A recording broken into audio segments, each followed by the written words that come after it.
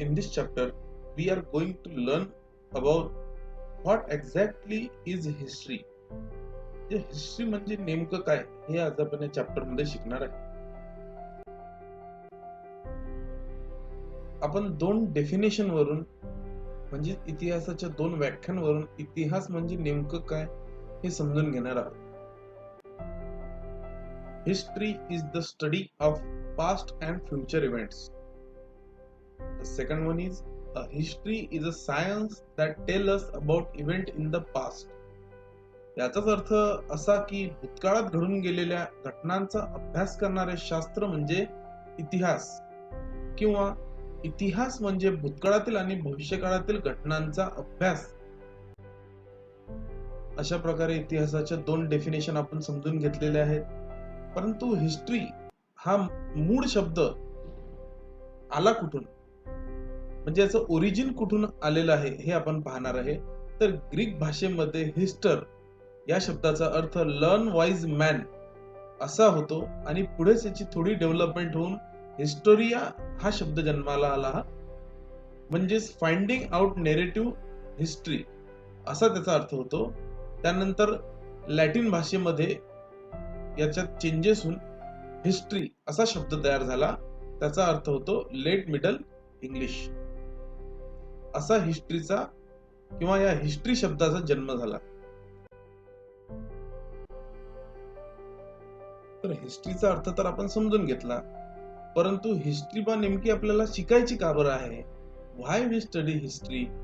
तर आपण पहिली डेफिनेशन पाहिलेली आहे की history is the study of past and future events. म्हणजेच studying history is important because it allows us to understand our past, which is turn allows us to understand our present.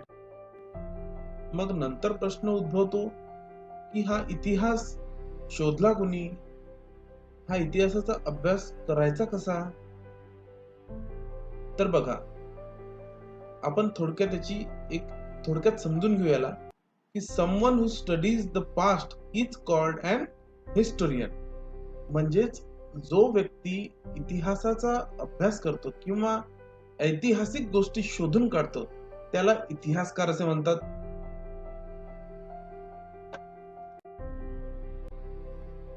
मग नंतर प्रश्न उद्भवतो की हा इतिहास शोधला कोणी, हा इतिहासाचा अभ्यास करायचा कसा. तर बघा, आपण थोडक्यात समजून घेऊया की someone who studies the past is called an historian. म्हणजेच जो व्यक्ती इतिहासाचा अभ्यास करतो किंवा ऐतिहासिक गोष्टी शोधून काढतो त्याला इतिहासकार असे म्हणतात. मग हे इतिहासकार नेमकं इतिहास शोधतात कसा. तर बघा, to make a sense of what has happened in the past, an historian will use the same technique as a detective. बघा, आपण बऱ्याच वेळेस पिक्चर मध्ये किंवा टीव्ही सिरियल मध्ये पाहत असतो की एक डिटेक्टिव्ह असतो. एखाद्या ठिकाणी समजा एखादा गुन्हा झाला, एखाद्या ठिकाणी एखादी चोरी झाली, तर तिची चोरी शोधण्यासाठी पोलीस डिटेक्टिव्हला बोलवतात आणि डिटेक्टिव्ह त्या गुन्ह्याचा तपास करतो आणि वेगवेगळ्या ठिकाणी तपासतो की कशा प्रकारे तो गुन्हा झालेला आहे किंवा नेमकं इथं काय झालेलं आहे हे सर्व तो डिटेक्टिव्ह शोधून काढत असतो. तशाच प्रकारे इतिहासकार हे भूतकाळात घडून गेलेल्या घटना आणि भूतकाळात दडलेलं रहस्य हे शोधून काढतात. मग आता अजून एक प्रश्न उद्भवतो की आता ह्या घटना तर बऱ्याच वर्षापूर्वी, हजारो वर्षापूर्वी, काही शतका अगोदर ह्या घटना घडून गेलेल्या आहेत. मग इतिहासकार ह्या घटनांचा शोध नेमका घेतात कसा. याचं उत्तर अत्यंत सोपी आहे. जुन्या काळी त्या काळातल्या इतिहासकारांनी किंवा राजा महाराजांच्या लेखनिसांनी लिहून ठेवलेल्या डायऱ्या, जुने वर्तमानपत्र, उत्खननात सापडलेले अवशेष, किंवा आपण आजच्या काळामध्ये बघतो की शिवाजी महाराजांच्या काळाचे काही पोवाडे आज आपण ऐकतो, किंवा त्या काळात काढल्या गेलेल्या काही पेंटिंग्स आपण पाहतो, त्याचबरोबर कथा, कविता यांच्या माध्यमातून सुद्धा इतिहासाचा अभ्यास केला जातो. तर या इतिहासाची दोन विभागात विभागणी केलेली असते.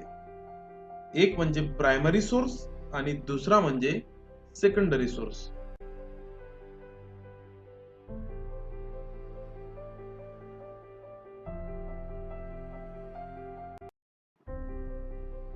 प्रायमरी सोर्स म्हणजे त्या काळातल्या ज्या वस्तू सापडतात त्यांना प्रायमरी सोर्स असं म्हणतात. आणि सेकंडरी सोर्स म्हणजे त्या काळाच्या नंतर जे काही आपल्याला सोर्सेस उपलब्ध होतात किंवा जे काही एव्हिडन्स आपल्याला मिळतात तर त्याला सेकंडरी सोर्स असे म्हणतात. अशा प्रकारे इतिहास म्हणजे नेमकं काय हे आज आपण शिकलो.